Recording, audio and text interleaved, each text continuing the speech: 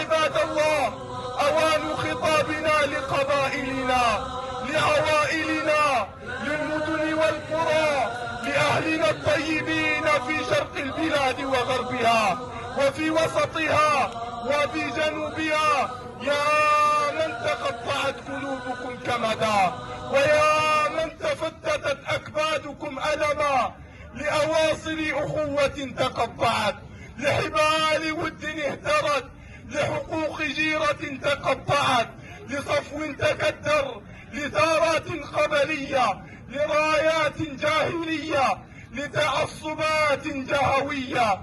اليوم هو أوان التراحم، هذا أوان التصالح، هذا أوان التراحم، هذا أوان التسامح، هذا يوم المحبة والتراحم.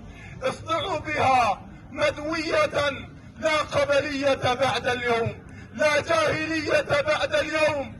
دعوها فإنها منتنة، دعوها فإنها منتنة، والله لا تزيدكم إلا شرا، لا تزيدكم إلا بعدا من الله. دعوها فإنها قبيحة سيئة، دعوها فإنها قبلية لا خير فيها، جهوية لا فائدة منها. دعوها يا رعاكم الله.